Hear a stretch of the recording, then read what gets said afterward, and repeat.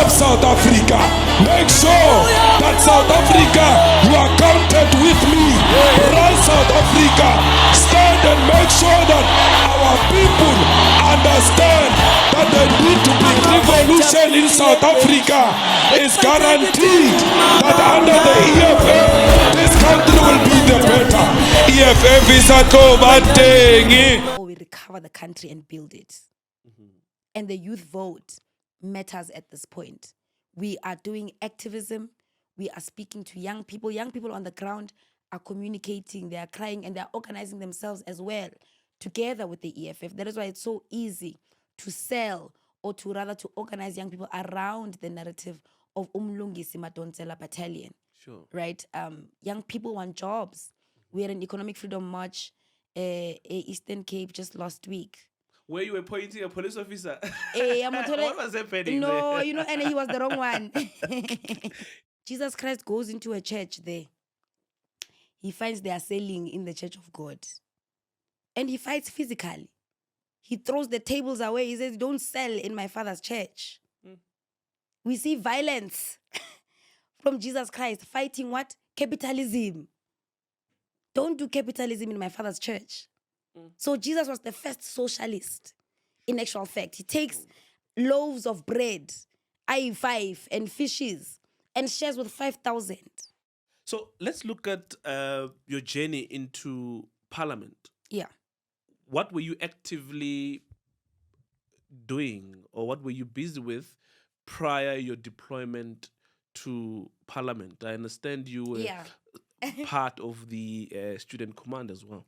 Yes. Oh, yes. Yeah. Talk us through that. I was in the first CSCT of the EFF Students Command, my sweetheart. The EFF students is my sweetheart. Give sweetheart Yarona because it's my day one. You know, Sure. Started from the bar, now we're here. Yeah. I don't know why I'm starting by laughing though. But your maiden speech in 2019, you made substantive arguments. Yeah. I remember you touched on the matter of students who were in the forefront of demanding free education. What are some of the key takeaways from your maiden speech, if you may recall? It really was just a throwback Thursday for the ANC government. Oh, yeah. On the promises they made to Uthandi, right? Who now the president calls Dintswalo. In 2012, Trevor Manuel comes in as the Minister of Finance, or a few years before that, and gives us the plan on how they are going to alleviate poverty, and gives us this figure called Uthandi.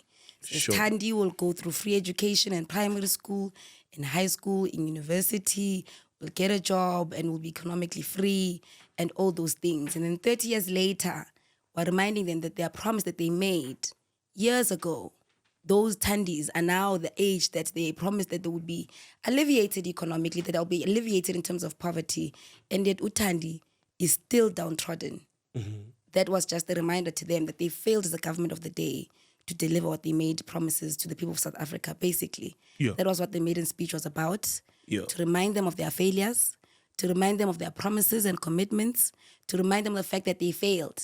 Your government, Mr. President, is responsible for many and the most heinous of crimes. You jailed Kanya Kageshe, you jailed Boinkosi Kanyile, and are complicit for the brutal murders of Benjamin Petla, of Bongani Madonsela, just because they asked for a free education that you promised them when they were still toddlers in 1994. You have over 1 million students across all universities, but you can only accommodate just under 130,000 students.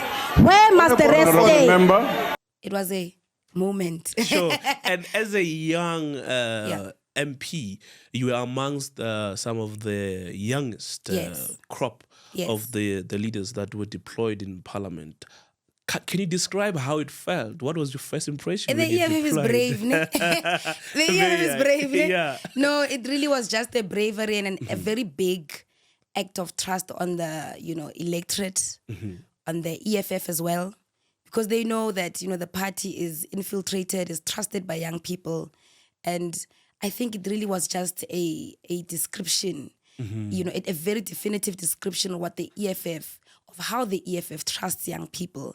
It wasn't even a me thing. It was a representative moment to say, here you go. Here's the constituency.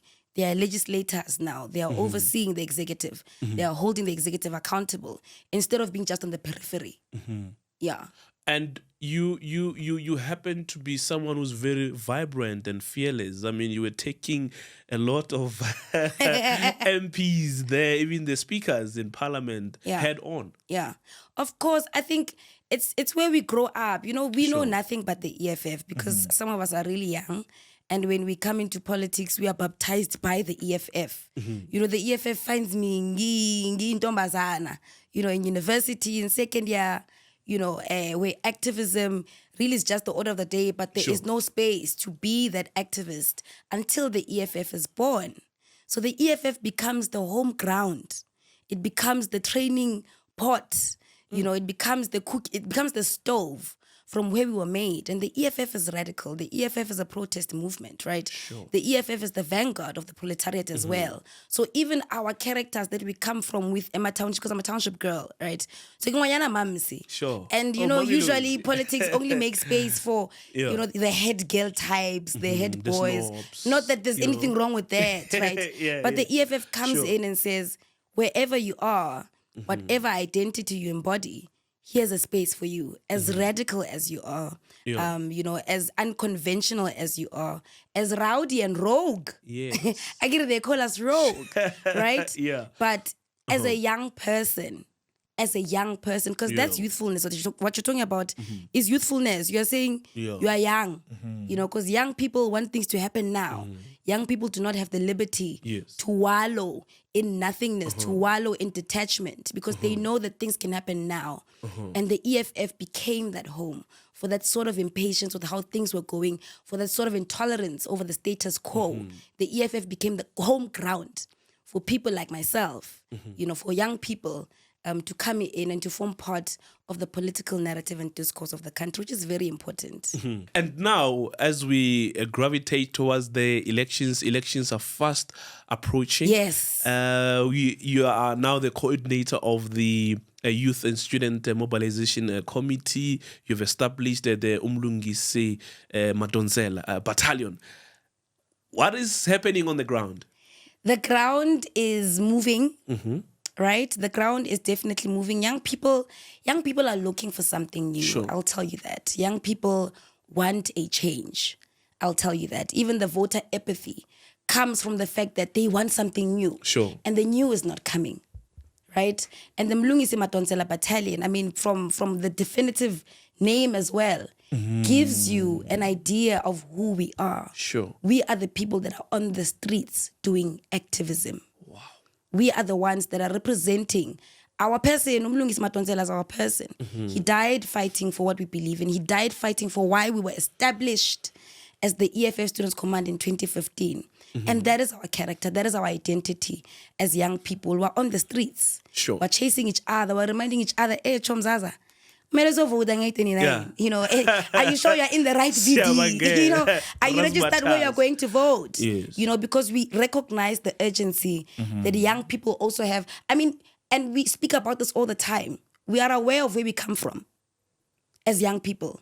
We know the situations we left behind. As university students, as TVET college students, we know where we come from. We know that we left Makaya where we have to help them with NSFAS allowances. We know the kind of homes we come from. We know the kind of communities we come from. We know the kind of villages we come from, the townships we come from. So even if we are in universities, even if we're in residences and we are sort of almost detached from our real realities, the fact is that ngam holidays, or the fact is that when we're alone, we know exactly what our position is in this country, in this continent, and it requires young people to stand up. And we're aware of that. So abangazi, or who are not in the wave with us, we are looking for those people. We are saying, guys, let's join the wave. We're young people. We make up 70% of the population. In this complaining as complaining as, because if we're going to say there's too many old people in parliament, why are the old people, if 70% that can be the electorate is young people? Why is it not you? When you can bully the political discourse of the country, you can bully where the direction of the country goes. We literally can be able to decide who governs the country by virtue of being the majority in the population. But it requires active citizenry. Sure. You know what I'm saying? It requires that we start doing the administrative process as well. Yeah. Let's register to vote. Sure. Let's change our VDs. Let's show up in election day. Let's cast the ballot. Let's not spoil the ballot. Yeah. You know, vote and make the vote count. Make the youth vote count. Yeah. Fight on the lady, let me remind you, I'm not the Speaker of Parliament. Now I can see you're in the mood of Parliament. Ladies and gentlemen, the people of South Africa, Africa, and the world, welcome to this week's edition of the EFF podcast. My name is Titus Tungu. We're coming to you from Nhi Bill Mandela House. And with me today in the building, ladies and gentlemen, I'm joined by our vibrant and youth activist. She is also the EFF MP, Naledi Chirwa. Thank you so much, Titus. I'm very happy to be here. It's been a long time coming. And I'm very happy to be here. I mean, it's Sekaya, so thank you so much for having us. Yeah. So let's just reflect on your parliamentary role. Yeah. What sort of impact have you had in Parliament as a young MP? We're a collective, right, as the EFF. And I serve in the Portfolio Committee of Health, right? And I think the most beautiful thing about the EFF is that it gives trust to its public representatives. You get the mandate, you know why you're there, you know the people that you're representing, but you've got the trust as well. So when there are bills that have to be written, when there are bills that have to be debated, when a party position has to be taken, the trust is left to you as the person who represents the political party in that portfolio committee. So when we make positions of the EFF on the NHI, we contribute as public representatives because we sit in those committees. When we discuss the direction of the country or the public, public opinions, when they do public oversights, public hearings, yes. You know, the EFF is able to take those kinds of collective, distributions and public submissions. Public inputs and bring them in and peruse them and be able to guide the way forward. And second to that, because the EFF is a very concise party, there is no confusion almost all the time. In fact, all the time in my experience, because you know which side you're on automatically. So if they come and they say there's the NHI and the NHI is basically going to be outsourcing from the private healthcare sector, it's an easy one to do because you're like, no, we don't want outsourcing. We want to capacitate the state. We want the state to have state capacity to be able to deliver the services it needs to deliver. We don't want outsourcing because we don't believe in strengthening the private sector utilizing state resources. State resources must empower the people. They must not empower the private sector and leave out the people. So with the money that you're going to be tendering healthcare with, because remember the private sector prioritizes profit. Sure. So the private sector looks at the profiteering scheme of how they're going to make money. That's why when you go for a headache at a private hospital, they say, we are taking you to theater right now because you must be operated on. The view, or rather the priority, is maximizing profit. Some things can be done quite simply, but the long dry because there's more money. There's more money in consultations and more consultations. There's more money in more theater operations. There's more money in running things from the private sector point of view than it is from the public sector. With that same state money that is utilized to now empower the private sector, we must build our own state capacity. We need more clinics. And the EFF has been saying time and time and again that we need to open clinics 24/7 because as in a timeline which is kulanini, young people are unemployed, young people are working, some of them are working as well. And abanye, they miss their opportunity of accessing primary health care because they are working and they don't have access to the private sector because of the kind of money that they earn, their remuneration as well, right? So we create the intellectual property as well of the economic freedom fighters and participate in committees on that particular level. We hold the executive accountable as well. I think you'll remember when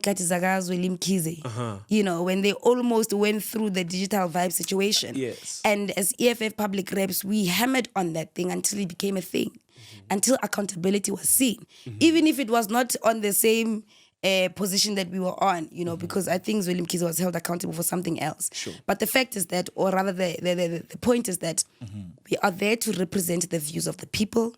We are there to represent the economic freedom fighters and to uphold its principles, to uphold what it aspires for the country in each and every portfolio that we sit in. So that's how we contribute as well. And I think the most important of our work and our contribution as public reps is our accessibility to the people. Sure. I think that has been the most meaningful thing on a personal level, and I think it's the case for everybody else. Having the ability to help people, people who ordinarily wouldn't have the help. Having a young person, a young woman, send you a DM and say, Sisi, I'm unable to get my sexual health, reproductive health rights. Please assist. From a Facebook inbox, having somebody to help who's struggling with appealing with NSFAS. From a Twitter inbox, having somebody who ordinarily wouldn't have access to Parliament, but having access to it because the EFF exists. So the ability to help the people has been absolutely the most fulfilling part of being an EFF public rep, you know, because the party also dictates that we are accessible to our people. Yeah. And it's the most important part, because then we're with them. They know what and when they these snacks, they know that the MPs of the EFF and the Portfolio Committee of Health are easily accessible. And we see it as well, even with our MMCs. Sure. You know, Yeah. we see it every day. And it's so ordinary and so that we even hold them accountable for things that they're not responsible for. You know, people will reach out to our MMCs for jurisdictions that are part of national governance or provincial governance. And they still tap in because they understand that our people only have us to access. Sure. People can't access ANC MPs. People can't access other political party MPs. You know, they send them emails, but accessibility in the truest point is very hard. But for the EFF, for the public rest of the EFF, it's a guarantee. Sure. Yeah. And how were you able to hold the executive accountable when it comes to NHI, the NHI bill? I understand there are a lot of loopholes which the EFF Absolutely. does not agree with when it comes to the the NHI bill. Absolutely. With the NHI, we do have a position of the party that we've submitted countless times, that we've debated in Parliament as well. We are sadly overnumbered. We are outnumbered, you know, in portfolio committees. But very soon that will be the thing of the past. Yeah. Very And soon. we're looking forward to that day, because then we can deliver a one-tier system in its true sense. Then we can build a real public health system, right? So, for instance, there's a clause in the NHI, right, that dictates that a person must go to their nearest point of contact in regards to healthcare. And our argument was that, well, then that leaves us in the same situation we are in right now. You get what I'm saying? Sure. Because those in cosmopolitan areas, that's where the private clinics and the private hospitals are. They get access to the private hospitals. But you and me, who live in Mamelodi, you who lives in Soshanguve, you who lives at Tembisa, you must start at that very same clinic that you are subjected to right now. Engena ma nurse, engena ma doctor, engena ma ambulance. And then the money that's meant to empower these public healthcare sectors will not be redirected to the private sector. It's a very atrocious looting system, I think, that the country must be aware of. You know, because I think the most dangerous things that we've seen, or rather that I've observed, in my time in Parliament, is that the establishment steals the language of the revolution to push its own aspirations. So now they know we are speaking about strengthening public healthcare. They know we're speaking about healthcare and accessing to quality healthcare. They know we're speaking about universal healthcare coverage, right? And they present an idea that empowers the establishment, that empowers the private sector, but using the language that we want to hear. So they say now you'll be able to have access to all the hospitals, which is not the case. You will still have to wake up in the morning and go to Mamelodi West Clinic if you've got flu, and go there for a MXN, because then you must come back the following day just for a flu. And then other interventions as well will also be harder to get, because even the referral system is not tightened enough. Oh, yes. You get what I'm saying? It's called the referral system. So the doctor at your nearest, the clinic at your nearest point of contact, the nearest healthcare facility, is the one that must refer you. It means you must still interact with the nearest. So people are under the impression that they are going to teach the public healthcare sector and rush to the private healthcare sector. It's not the case. Those who are in metropolitan areas, those who are in the suburban areas, those who are in elite places will have direct access to the private healthcare sector. But the rest of us in townships, in villages, will still be subjected to the public healthcare sector. And I think people in remote areas, especially in villages as well. For instance, in the Eastern Cape, there aren't any, sufficient private sector facilities. In Kokama, for example, the other time I was there on deployment and I had COVID, right? It was during the time of COVID, very early days of COVID. You COVID-19. I had to wait 7 days to see a doctor. To see a doctor, I had to wait 7 days. And ngapha traveling is tricky. You can't catch public transport. There's no ambulances, and you're not sick enough to call an ambulance, but you need to see a practitioner. You need to see a doctor. You need to see somebody who's going to assign medication to you. But it was not the case in the Eastern Cape. So those are the conditions that people are subjected to. And part and parcel also of why it is so beautiful being a public rep of the EFF is that you don't get to read about these experiences. You don't get to hear about them. You don't get to observe them on the news. You don't get to see them in the newspaper. You know about them from being on the ground with the people. You know about them from doing the work of the organization. You know about them from being sent to go into the people's communities and interact with them and be with them and build the economic freedom fighters in those particular communities. So when we speak about accessing healthcare, we're not just hitting from the sky. We're not grasping straws in the sky. We're speaking about real life experiences. That in Kokama and the entire sub-region, there is no private healthcare, and there isn't even enough public healthcare. One of the clinics lapana vater, but down lapana is in the same building as a garage, a petrol station. It's a one room, smaller than this, probably half of the size. Deplorable. With one nurse, no medication, nothing. And it supplies a community enkulu, an informal settlement, an RDP place, and different kinds of townships as well that surround that place. So when we speak about the NHI, does the NHI envision those people? Does it locate them? Not at all. How does it solve their problem of healthcare? How does it solve the problem of accessing healthcare for those people? It does not. It's not the answer for the people who need it the most. The NHI is not the easing of access to healthcare for the poor, as there is a referral system that is encapsulated in the NHI that states that we should all access healthcare at our nearest health facility. This means that those living in townships, in rural areas, in formal settlements will still be subjected to the public health facilities. There's no developers emceeing on a Setfogoza. In fact, public hospitals will be more debilitated as the money meant to better the infrastructure, increase the workforce, and provision of quality of healthcare will end up in the hands of private sector who will claim from the state the same way they claim from medical aids, and they have their customers leave their premises in utter humiliation, taken into public hospitals because they no longer have money. The NHI is a direct manifestation of what the Ramaphosa administration truly represents. The fully fledged program to privatize everything and leave the state useless. All socialists should, in fact, with ease reject the NHI. So let's look at your journey into parliament. Yeah. What were you actively doing, or what were you busy with prior your deployment to parliament? I understand you were part of the student command as well. Yes. Oh, yes. Yeah. Talk us through that. I was in the first CSCT of the EFF Students Command, my sweetheart. The EFF Students is my sweetheart. Give sweetheart Yarona because it's my day one.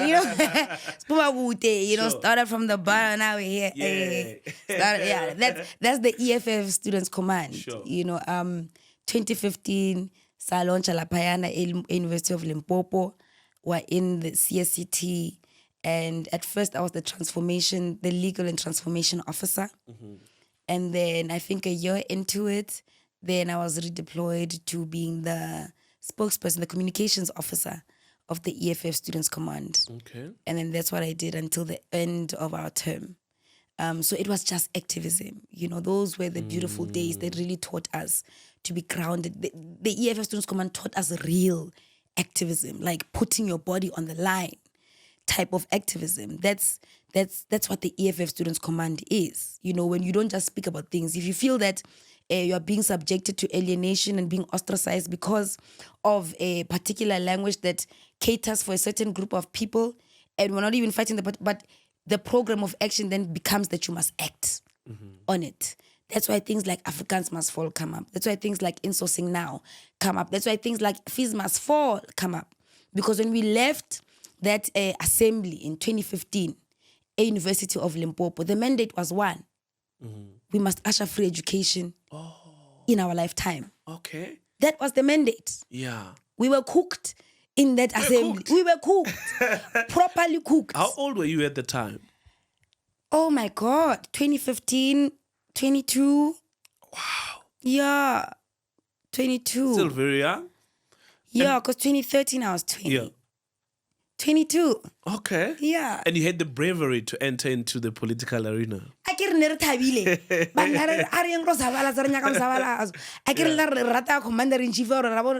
Now we've got a chance to also be, our own people. We also have a chance to form our own identity as activists, as the youth of today that's also fighting.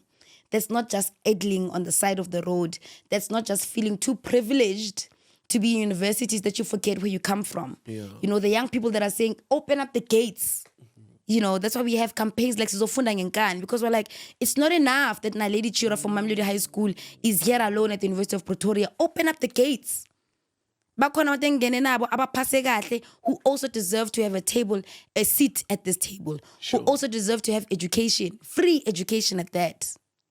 So sasuka lapha sazi ukuthi mandate iwan. Besides the other things, insourcing and everything else were part of the programs of actions that came from that particular conference. But overall, we wanted free education in our lifetime. Yeah. Free and quality education. And decolonized. Free and quality and decolonized education in our lifetime. And as Abuya yeah. Because then we're having Black Thursdays. We're having decolonizing Guma institutions amanye. It was just a lot of activity and vibrancy and activism, and a lot of fighting with the establishment as well, because they didn't take kindly to that. Because we go from being so grateful to being in the space, to being good people and good girls who are just following the rules, to saying, now we want what must happen. Now we want the revolution. Now we want decolonization. Yeah. So now you are sitting in class, because I studied drama, right? Sure. You are sitting in class, nizifundela kamnandi Shakespeare. Manje EFF mase ifike ayisangeni nongena kahle Shakespeare. You want South African realism now. You're like, let's decolonize the drama curriculum, right? There's a professor of mine who taught me at the University of Pretoria. And in our curriculum, there was Shakespeare, right? So we were still in that thing of decolonization. So we demanded a South African realism as an alternative to Shakespeare. It became a thing. Whatever, there were some classmates of ours who joined the whole thing, and we were cast out, involved the dean and all of that. But eventually he gave us an opportunity to do South African realism, and we did with Adolf Fugard, Usman and Lena, right? And I think years later, when I just registered at first, I won't say his name, Shay. Why though? And he's such a muse. He's still my muse to this day. Sure. He invites me to one of his classes. He's like, please come to my class just to come and observe. I think it was early 2019. We go there. So now he's in a different institution from UP to Vets, right? Sure. We go there and I'm in the classroom. I'm at the back. I'm just watching the students. And I realize the curriculum is decolonized. Okay. In what sense? In the sense that they were doing South African realism. They were doing African modes of techniques in the class year honors, and to show that even those small seeds that were planted were even bearing fruit long after we had long left. Sure. The fruits of 2015 were being materialized in different institutions. So even things that you and I do not get to see with our own naked eye, the seeds were planted. The seeds were planted, and some people are gracious enough to let us know that, oh, by the way, remember that other thing that you guys fought for that other time? Yeah. They did it. For real. By Enzi, it seemed unreasonable at the time, because all the things that we did, they seemed unreasonable. They seemed quite absurd because what do you mean you want free education? Everybody had a counter argument to what we were requesting and what we were fighting for. But now all of a sudden it's common sense. It's like when we started with the land question as the EFF, it sounded absurd in the beginning, but now it's common sense. It is. You know, people are even building Superior more on logic. top of what, you get what I'm saying? Yeah. You know, and same goes for different other things as well. Insourcing sounded absurd. But now even those who are on the other side, who are on the right, want a share in insourcing. They're like, and that is insourcing, because we've normalized the discourse of revolution as well. We've Sure. normalized the discourse of socialism as well. And it starts to catch fire. It starts to make sense because people now get immersed in the things that we are saying. That's the power of activism. That's the power of how the EFF is able to control the narrative. Sometimes by narrative is but it's immaterial because you are happy that at least the work is being done, at least the conversations are being had, at least the aspirations are being shared by the people. So when you speak about free education now, nobody is asking you, how are you going to fund it? They know how we are going to fund it. They speak about it themselves. They tell us how we must fund free education. Sure. You know, that's the growth and the impact of activism. It starts absurd all the time. It starts like you're asking for something that's unreasonable. The same thing is going to happen with stuff like, for instance, in our manifesto was saying, Abokoko must earn more pension grants wabo, you know, and bigger houses must be built as RTP, as opposed to the RTPs we're having now. You know, the free education, the early childhood development interventions that we're offering in our manifesto. Some of those things, people admit that they sound quite ludicrous or quite extreme, right? But they are possible. And how we know they are possible is because the manifesto offerings allow us to tap into how these things are going to be done, firstly. And secondly, because we've got evidence of the fact that we had never been wrong on the fact that the state can have capacity to provide dignity for the people. We have never been wrong about that. Sure. And some of the things that we said before that sound absurd then are now common sense. Same will go for a pension of 4,000. Our kokobeti 4,000. Anya basayibona ngathi siyabaqhatha bazoyibona seyihlangana because they've seen it happen before. They've heard us speak about bigger houses. EFF goes and demonstrates the bigger houses that we're talking about. They've seen us talking about insourcing, and we've demonstrated what we can do with the insourcing, even without governance. You know, even without governance, because on insourcing, it's students who do these things. Sure. It's students who don't sit in councils back then. We had just been launched as the EFF Students Command. You get what I'm saying? It's students without seats in councils. It's students without being in SRCs. Just activism, galvanizing the community, cornering young people to believe in one thing, creating a link between the cleaner security guards and the student movement. It's a beautiful thing. Do you go to church? Yes. There are pictures circulating about you. I don't know if there's any authenticity about that. Of course. Going to Bushiri's Me- church? Yes, mina ngiyalithanda isonto. Sure. I'm Christian. I'm a Jesus girl. I'm a Jesus this, Jesus that girl. In fact, ngumamfundisi. Oh, Mamfundi. Yes, ngumamfundisi. Okay. You know, I love Jesus. I love God. You know, I come far with God. And I think people who've had similar experiences will relate, you know, to the grace, you know, because the language changes obviously when you speak about, you know, things of spirituality as well. And more than anything, it really is a place of solace and safety as well. You know, I always say, for instance, Bengenzi Zulu dancing, right? I was a traditional dancer. And I became a professional later on in the years in traditional dance. So all 9 cultures, I can dance professionally. Is so it? Yes. And I always Do you say, have some videos that we can watch? yeah, of you I mean, there's something dancing? called Ovua at the University of Pretoria back then. I'm sure if you go down the years, you'll spot me there. Okay. Yeah, probably very short. Serious blind. The shortest one. Ngikho serious blind. And I always look back and I'm like, Banna, you know, things like multi-purpose centers, you know, and for me as well, Christianity saved me from a lot of things as a young person, right? And built a lot of self-confidence as well. Because there's many things that attack the self-esteem of young people. Where you come from, your circumstances, your environment. But if you're flooded with the idea that you're a new creature, that anything is possible, that you're a conqueror, that you're victorious, that you're redeemed, that you're forgiven. You start having grace even for yourself. Okay. And you start having hopes even for yourself, for the people around you, for your family, right? And that kind of zeal is precisely what is needed even amongst young people. Young people are wallowing in depression because of where we find ourselves in, and we use different tools to navigate our different experiences, right? Some work, some do not work. But over here in this house, siyathandaza, siyanikela, siyathumisa thina njalo. Hallelujah. So, in essence, you strongly believe that even now, while we are in the mode of elections, we need some divine intervention, not only door to door, but we also need some divine intervention to all kinds of ensure that we achieve our goal, of which is economic freedom.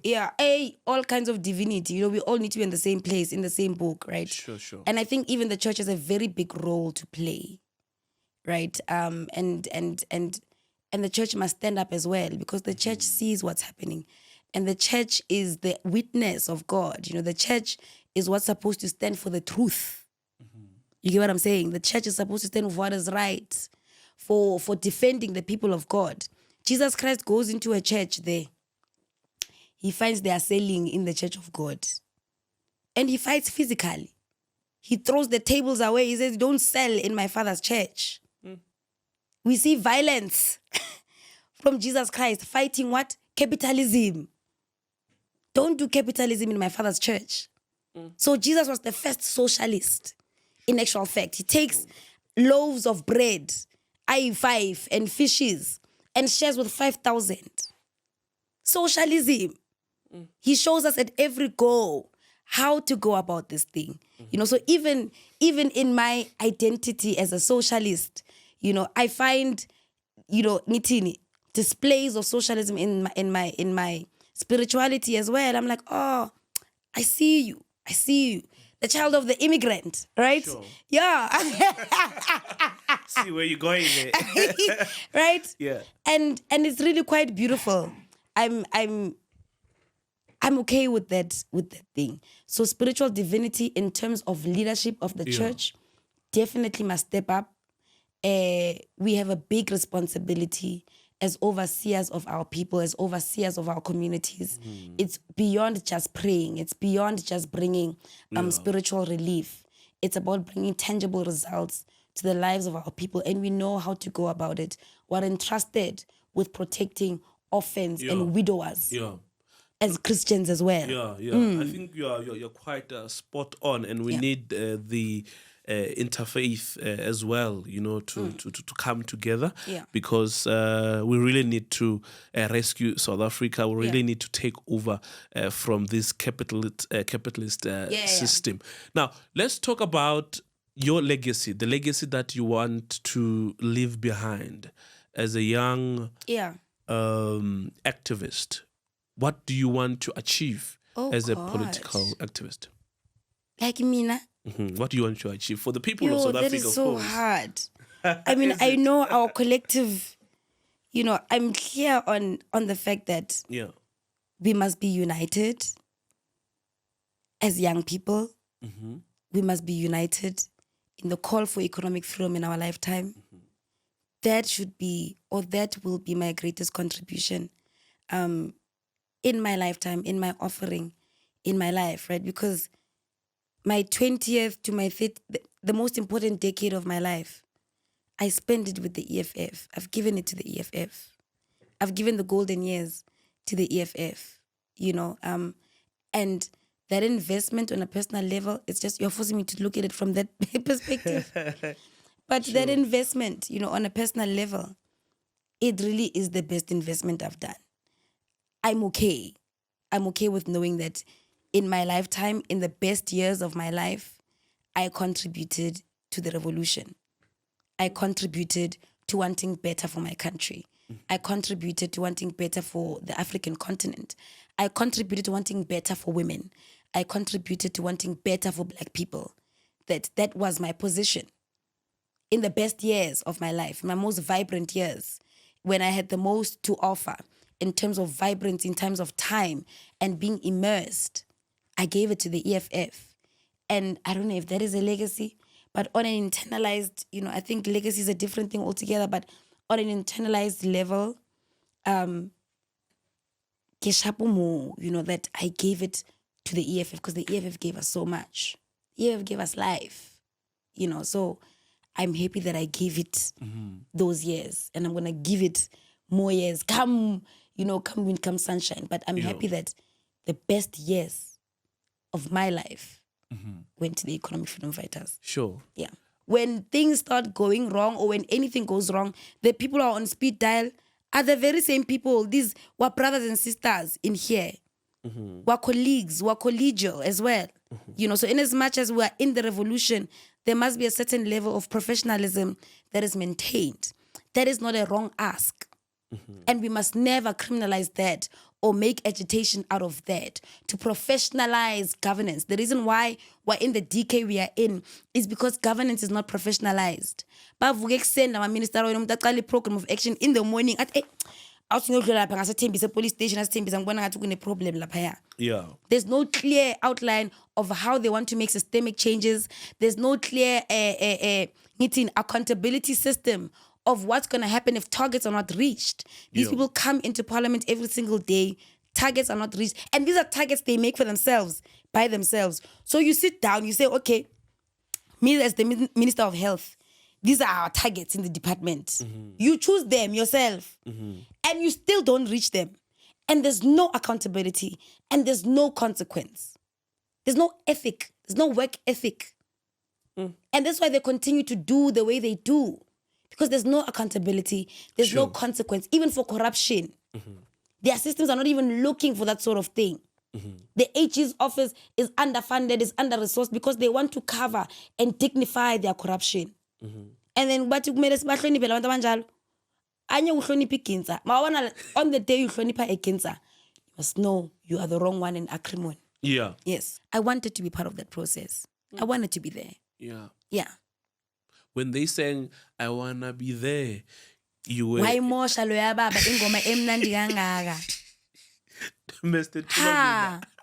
Why more sha? Yeah. Oh my God, RIP to the goat. But why more sha shem lo balona? And we must claim back that song. We must claim back the work of Hugh because he messed it up. Oh God. Yeah. But I wanna be there. I wanted to be there. Sure. And now you're here. I mean, talk to us. You've been. You've been with it. I see. So now talk to us about the Mlungisi Madonsela Battalion. Yes. It's crisscrossing. I see it's busy. You and convener, fighter mafia are on the ground. Talk to us about the gist of this campaign. What does it seek to achieve? We're organizing young people. We're mobilizing them. We're encouraging them. It's election season. And young people are lulled, right? Because they suffer from voter apathy or whatever issues. And we're just encouraging one another to come back on the battlefield. The most important election is upon us. Since 1994, the most important election is upon us. There is so much at stake. It's either the country goes to waste or we recover the country and build it. And the youth vote matters at this point. We are doing activism.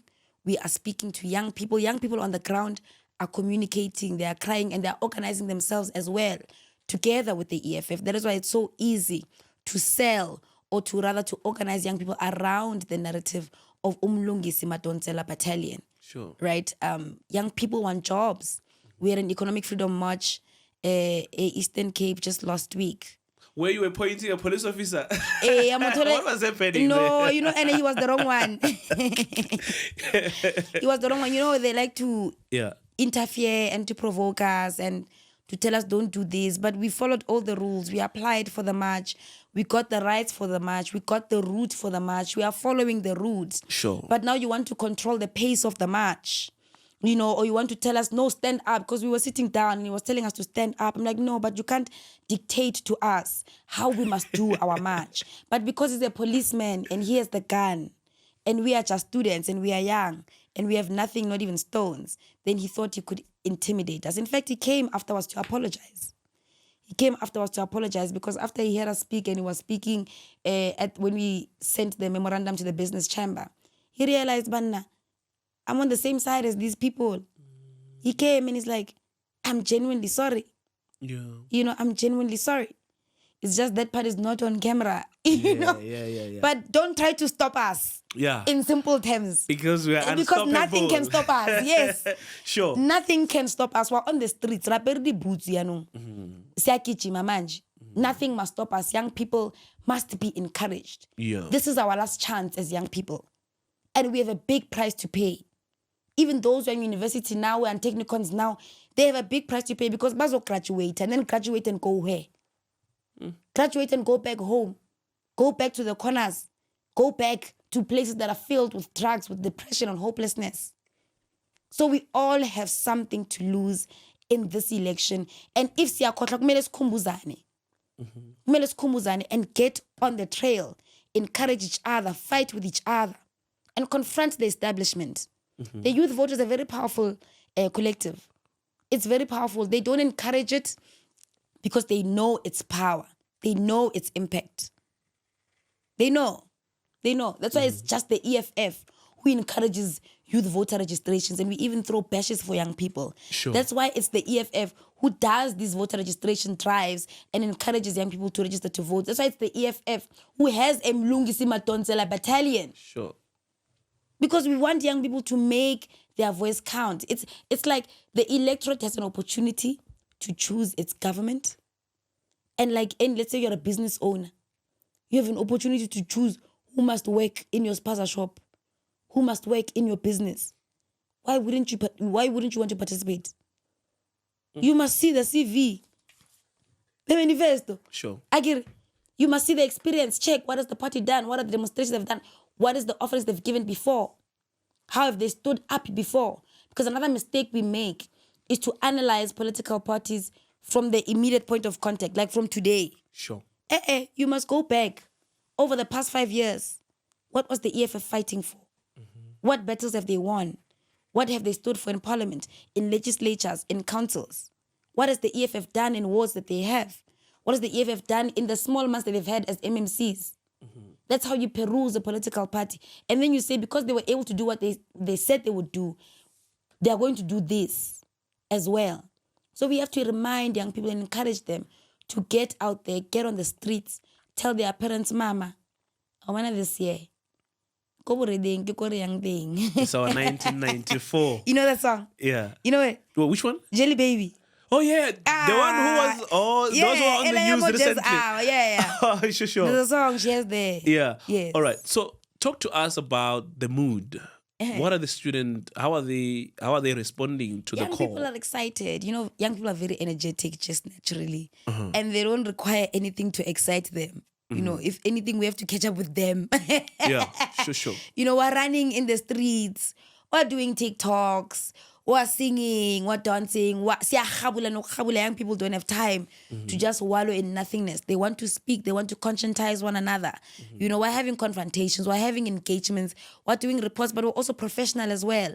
Right, because we're numeric about how we go about our business as well. And young people are just excited, and they must get excited even more. Because this year is our year. Unyaka wetu, when it comes to elections, when it comes to politics. It's our year as young people to make sure that it is us who decides who's the government. Yeah. For those students who would like to be part of the battalion. Yes. What is it that they can do? How can they get in contact with the committee? Yeah, I mean, our contact numbers are on the statements that were released as well. Every statement that we release has our contact numbers. They can contact me directly as well. They can contact the convener of Fighter Mafia directly as well. They can contact the EFF reps on their branches, on their campuses, who are always there in their red t-shirts and their red caps. Because we don't want to leave anyone behind. No, nobody must stay behind. Nobody must stay behind. Being a battalion means we're coming in to defend this election. We want a free and fair election. We have to defend the gains of this election because we know who has the most to gain and who has the most to lose. It's us on both ends as young people. So lama vote la azokatwa hit. Lama volunteer la kuzoba itina. It's us who is going to beef up the election system. It is us who's going to do the activism to encourage other young people because this election is ours. Sure. And we can't place it in anybody's hands.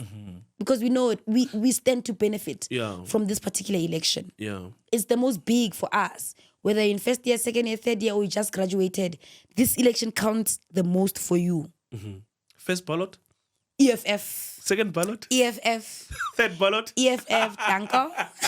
Ballot paper number 1, who voted like EFF.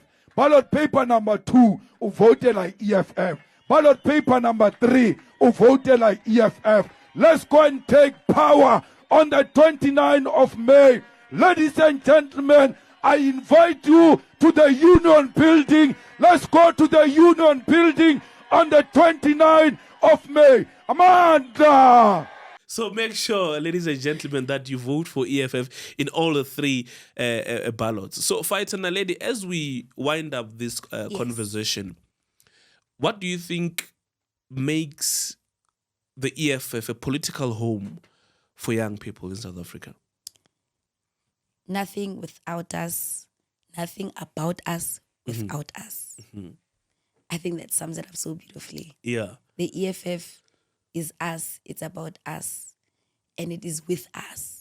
We've seen that so many times. Yeah. From inception. You know, it's not a mistake that people used to say the EFF is a youth party, and it still is. It's not a mistake that these universities are showing their trust in the EFF by voting red, by voting for the EFF Students' Command. It's not a mistake. It is telling us something that the intelligentsia of the country, the intellectuals of the country, where the intellectual muscle of the country is being cooked, the people, they want the EFF. That must say something to our people at home. That must say something to our parents. That this education that they wanted us to go fetch has allowed us to critically analyze and to choose the EFF. It must say something. It must. Yeah, and something really on the 29th of May must really give in. Absolutely. Yeah. Sifuni socialism, Titus. Yeah, sure. We're desperate for it. Yeah. Sifuni misebenzi. Sifuni load shedding iphele. There's so much we need. The youth of Taung require their access to healthcare. The youth in Kokama require their access to healthcare. The women in this country require accessing different developmental systems, different developmental offerings from the government as well. We want our land. We want our land. Sifuna umhlaba wethu. Yeah. Yeah.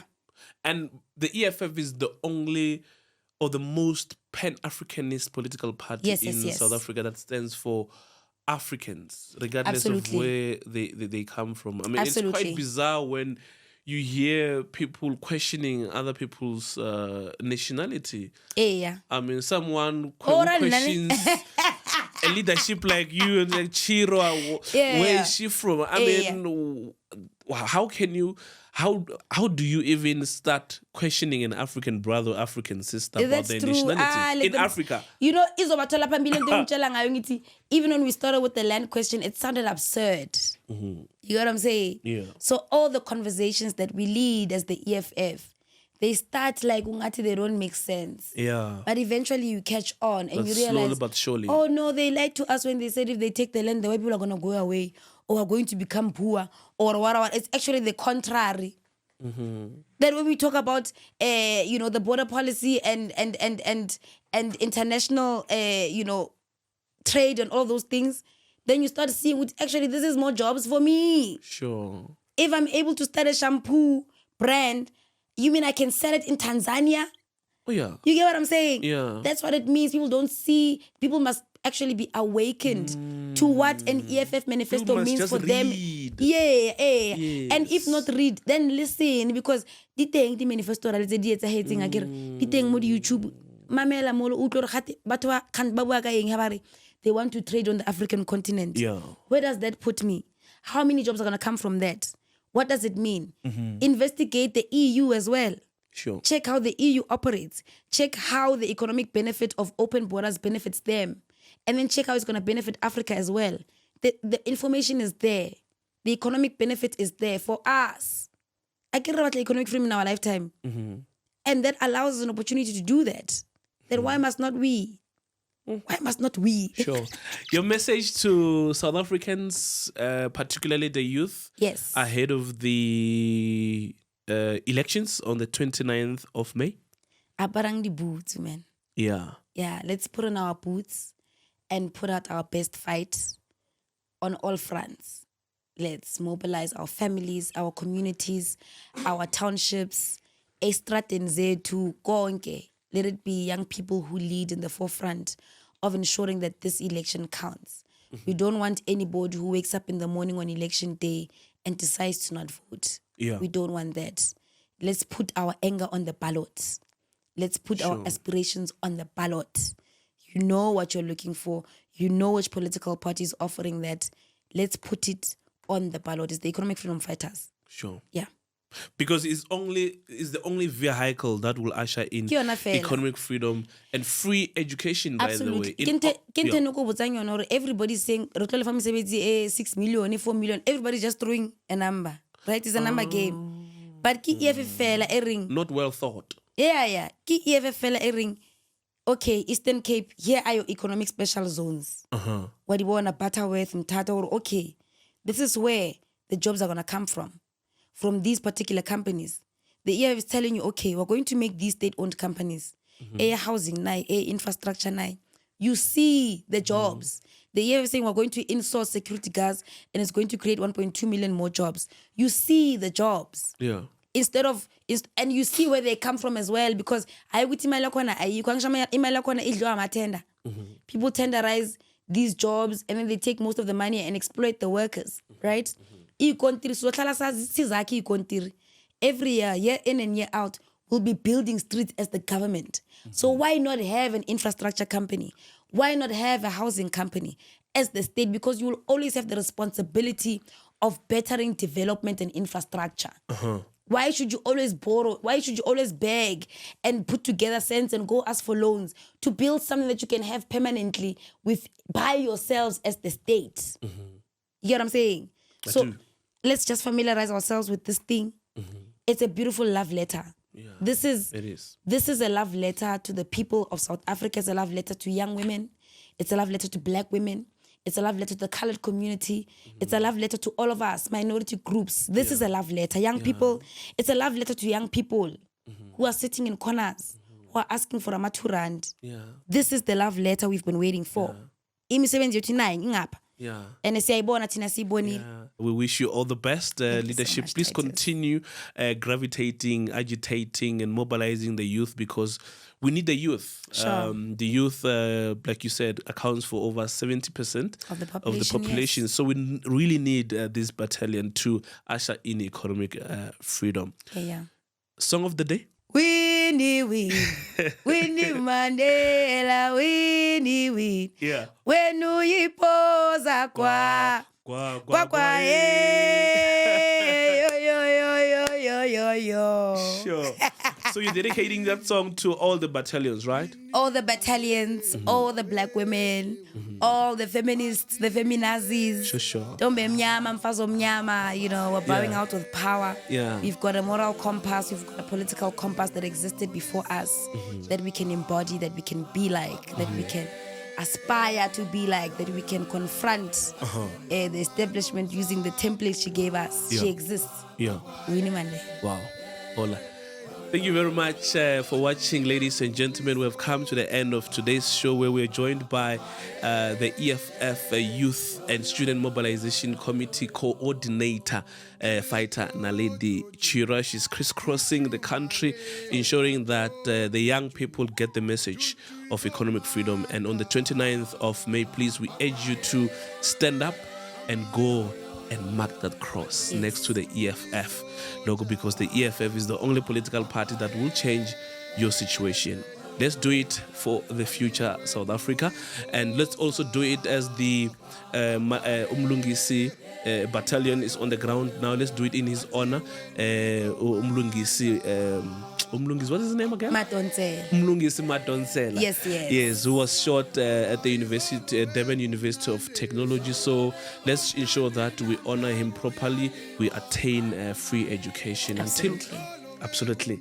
So until we meet again, ladies and gentlemen, please remember to subscribe and continue liking to the EFF YouTube channel. My name is Titus Tungo. Until we meet again, Kuja Ekwengeta. Tell me.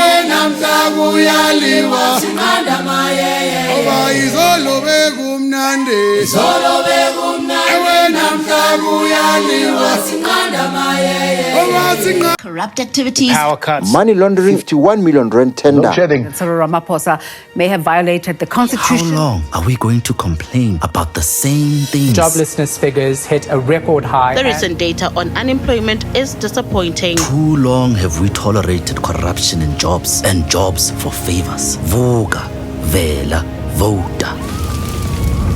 How long are we going to live like this? Existing without the land? Vuka, vela, vota. Why have we normalized complaining about the dark? In the dark. Vuka, vela, vota. The affected students remain in the hallways and on the grounds of the East. They promised us free education in 1994. 30 years later, all they've delivered is a corrupt NSFAS and a broken education system. On May 29th, Election Day, vote EFF. Choose jobs, choose land, fight against load shedding. Vuka, vela, vota. You must be counted. You must be part of history. You must make sure that you are one of the people who are going to deliver economic freedom in our lifetime. Vote EFF.